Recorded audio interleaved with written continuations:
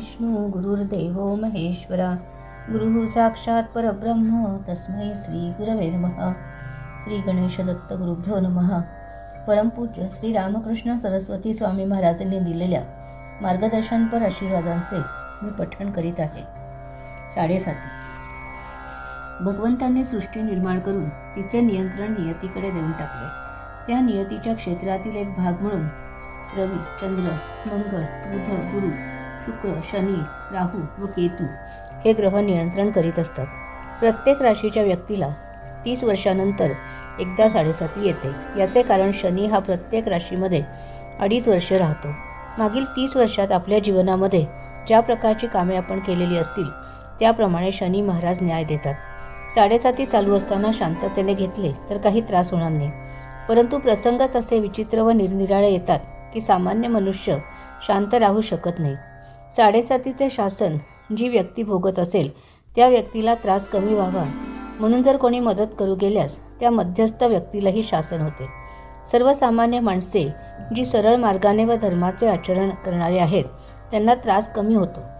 परंतु काही लोक खून, मारामारी, अनीतीने वागणारी माणसे आहेत त्यांच्यासाठी ही सुप्रीम कोर्ट योजना आहे. सर्वसामान्य व्यक्तीला या काळात खर्च जास्त होईल, मानसिक क्लेश वाढवण्याचे प्रसंग येतील, मन अस्वस्थ व बेचैन होते. 11 रुद्रांपैकी एक रुद्र शनी आहे. शनीला न्यायदेवताच म्हणतात. त्यांचे न्यायापुढे कोणाचेही काही चालत नाही. स्वतः देव देखील त्यांचे न्यायदानात हस्तक्षेप करीत नाहीत. सर्व काही सुबत्ता असेल, शरीरही चांगले असेल व जर 7.5चा काळ आला असेल तर त्या व्यक्तीला असा रोग लागतो की डॉक्टरही गोंधळात पडतात. उपाय सापडत नाही. 7.5 संपली की रोग आपोआप बरा होतो. तोपर्यंत त्या व्यक्तीचा बराच पैसा खर्च होतो. अशा वेळी मोठमोठी माणसे ताळ्यावर येतात व देवांना मानू लागतात. शनी ही न्यायप्रिय देवता आहे. केवळ शिक्षा करणे एवढंच काम नाही. एखाद्या जीवनात चांगली कामे केली असतील तर शिक्षा होणार नाही. 7.5च्या काळात ऊर्जितावस्था व चांगले दिवसही येतील. 7.5मध्ये 2.5 वर्षाचे एकूण 3 टप्पे असतात. 3ही टप्प्यात शिक्षा सारखीच होते. जे लोक श्रद्धावान आहेत त्यांना त्रास कमी होतो. 7.5च्या काळात कितीही संकटे आली तरी देवाचे विस्मरण होऊ देऊ नये. नित्य भक्ती करावी. त्याशिवाय रोज शनीच्या मूर्तीवर थोडे तेल घालावे.